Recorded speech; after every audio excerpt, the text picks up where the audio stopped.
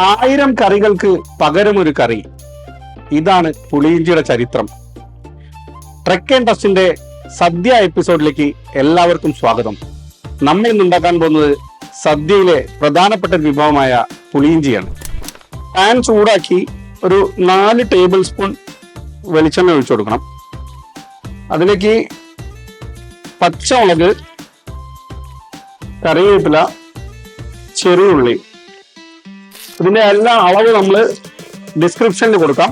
പച്ചമുളകും ചെറിയുള്ളിയും കറിവേപ്പിലയും നല്ലപോലെ ഒരു ബ്രൗൺ കളർ ആവുന്നത് വരെ ഒരു ലോ ഫ്ലെയിമിൽ വഴറ്റിയെടുക്കണം.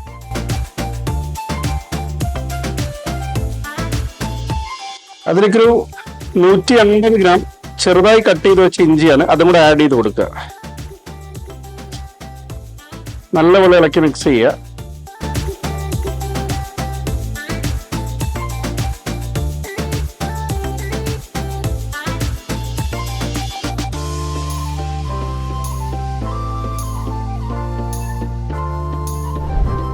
ഇത് 100 ഗ്രാം പുളി ചൂടുവെള്ളത്തിൽ ഒഴിച്ച് മിക്സ് ചെയ്ത് വെച്ചിട്ടുള്ളതാണ്, അരിച്ച് മാറ്റി വെച്ചിട്ടുള്ളതാണ്. അത് നല്ലപോലെ ഒഴിച്ചു കൊടുക്കുക. ഒരു 1.5 ടേബിൾ സ്പൂൺ ഉപ്പും കൂടെ ആഡ് ചെയ്ത് കൊടുക്കുക.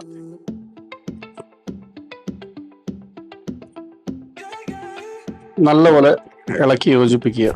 ഇതൊന്ന് ഹൈ ഫ്ലെയിമിലേക്ക് ആക്കിയിട്ടുണ്ട്. ഇത് നല്ലപോലെ കുറുക്കിയെടുക്കാം. അതിലേക്കൊരു 350 ഗ്രാം ശർക്കര ആഡ് ചെയ്ത് കൊടുക്കുകയാണ്.